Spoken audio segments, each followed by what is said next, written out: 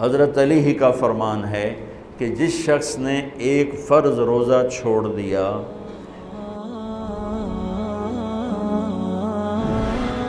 رمضان کیوں کہتے ہیں؟ رمضان کا مطلب ہے جل جانا، کس چیز کا جل جانا؟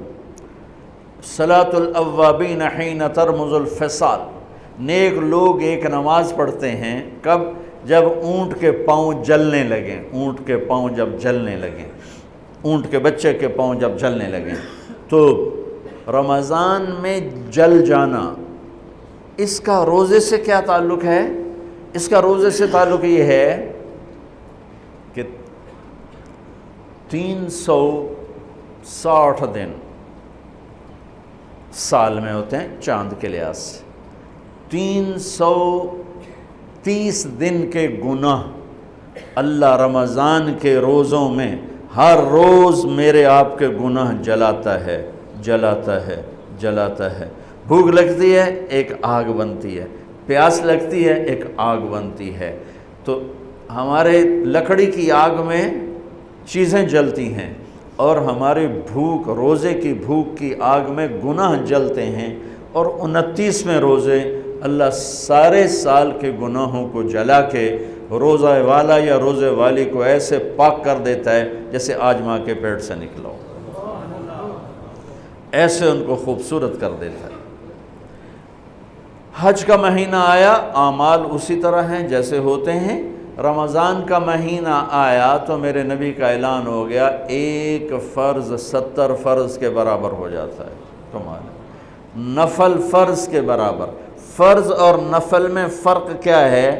حضرت علی ہی کا فرمان ہے کہ جس شخص نے ایک فرض روزہ چھوڑ دیا، پھر قیامت تک اس کی قضا میں نفل روزے رکھتا رہا، تو ایک روزے کا یہ سارے روزے بدلہ نہیں ہو سکتے۔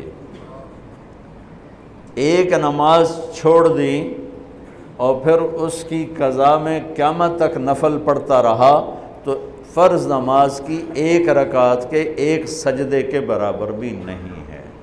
فرض میں اتنی طاقت ہے۔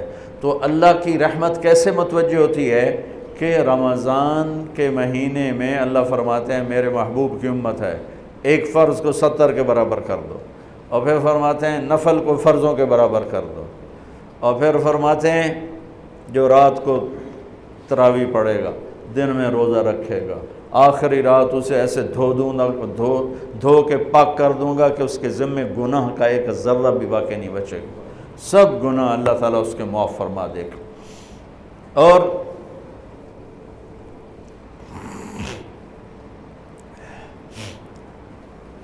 میرے نبی نے فرمایا من صام رمضان ایمانا و احتسابا، دوسری بھی من قام رمضان ایمانا و احتسابا، جس نے روزہ رکھا اللہ کی رضا کے لیے، جس نے تراویح پڑھی اللہ کی رضا کے لیے، اس کے پچھلی زندگی کے سارے گناہ اللہ معاف فرما دیتا ہے۔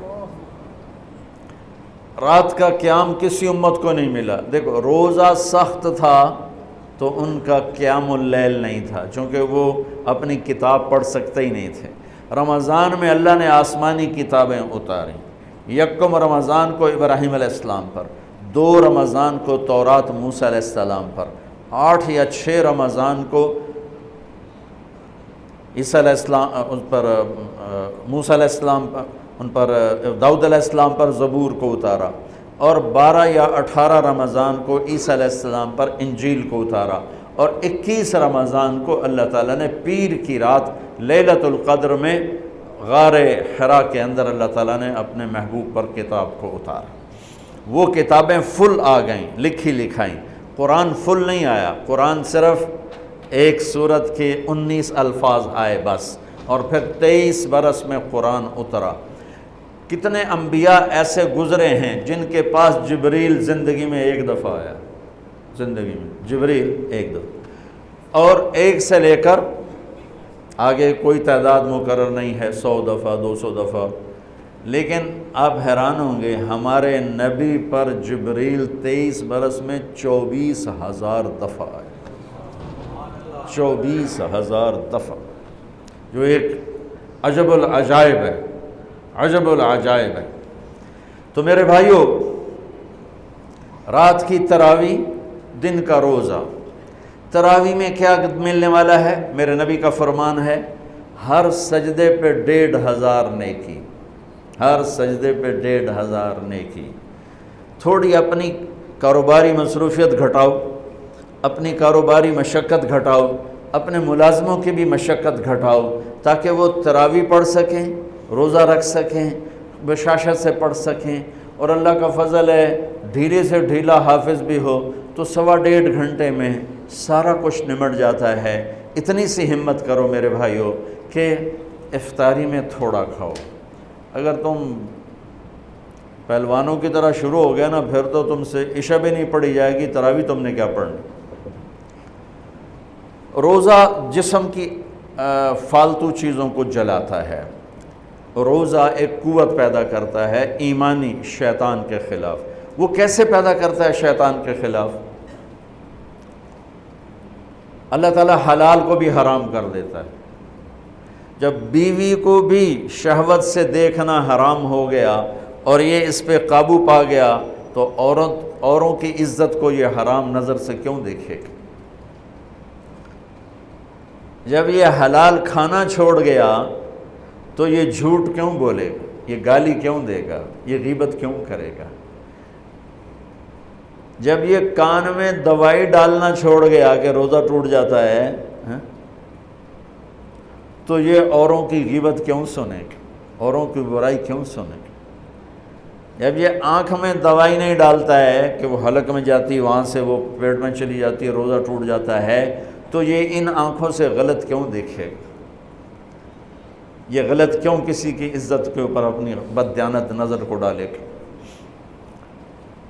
تو جب یہ اندھیرے میں بند کمرے میں ٹھنڈا پانی پڑا ہوا ہے اور ہاتھ نہیں لگاتا ہے اور اللہ کا دھیان اسے یاد ہوتا ہے کہ اللہ دیکھ رہا ہے، نہاتے ہوئے ہونٹ بند کر رہتا ہے کہ کوئی پانی کا قطرہ منہ میں نہ چلا جائے اور میرا روزہ نہ ٹوٹ جائے، خراب نہ ہو جائے، تو یہ جب اللہ کا اتنا دھیان اس کو نصیب ہو جاتا ہے کہ اللہ دیکھ رہا ہے، ورنہ کیا کسی کو کیا خبر کہ میں 2 گلاس پانی پیتا یا میں پیاس سے بول رہا ہوں۔ تو جب وہ اللہ کو اتنا اپنے دھیان میں لے آتا ہے کہ اللہ دیکھ رہا ہے، میں پانی نہیں پیوں گا، اللہ دیکھ رہا ہے، میں بیوی کو ہاتھ نہیں لگاؤں گا، اللہ دیکھ رہا ہے، میں کسی کی عزت پر بری نظر نہیں ڈالوں گا، اللہ دیکھ رہا ہے، میں کسی کی برائی نہیں سنوں گا، اللہ دیکھ رہا ہے، میں کسی کی برائی نہیں کروں گا، تو پھر جب یہ بازار میں جائے گا تو جھوٹ تو نہیں بولے گا، جب یہ تولے گا تو غلط تو نہیں تولے گا۔ ہاں یہ الگ بات ہے، بہت سے مجھے ملے کہ جب بس رمضان میں جھوٹ چھوڑ دیتے ہیں، اس کے بعد پھر شروع ہو جائے گا۔ رمضان میں رشوت نہیں لیتا ہوں، اس کے بعد پھر شروع ہو جاتا ہے۔ تو چلو شکر ہے 1 مہینہ تو مسلمان رہتے ہیں۔ اچھا اس کی وجہ کیا ہے کہ رشوت خور کہتا ہے جی رمضان میں نہیں، جی نہیں، رمضان میں جھوٹ نہیں بولنا، رمضان میں صحیح تولنا ہے، رمضان میں غلط نہیں تولنا ہے۔ کیوں؟ شیطان قید ہو جاتا ہے۔ رمضان میں نمازی کیوں بڑھ جاتے ہیں؟ شیطان قید ہو جاتا ہے۔ کسی امت کو یہ نہیں ملا کہ رمضان میں شیطان قید کیے جائیں، اس امت کو ملا رمضان میں شیطان قید ہو جاتے ہیں۔ کسی امت کو یہ نہیں ملا کہ رمضان میں جہنم کے دروازے بند ہو جائیں، اس امت کو ملا ہے رمضان میں جہنم کے دروازے بند ہو جاتے ہیں، جنت کے دروازے کھل جاتے ہیں۔ کسی امت کو یہ نہیں ملا کہ ان کے لیے ہر مخلوق دعا کرے، رمضان کے مہینے میں اس امت کو یہ ملا ہے کہ ان کے روزہ رکھنے والوں کے لیے چونٹیاں بھی دعا کرتی، پرندے بھی دعا کرتے ہیں، مچھلیاں بھی دعا کرتی ہیں، ہوائیں دعا کرتی ہیں، ہر شے دعا کرتی ہے روزہ رکھنے والے کی۔ اس امت کو ملا۔ کسی امت کو یہ نہیں ملا کہ آخری رات ان کی سب کی بخشش ہو جائے، اس امت کو ملا ہے کہ رمضان کی آخری رات سب کی بخشش ہو جاتی۔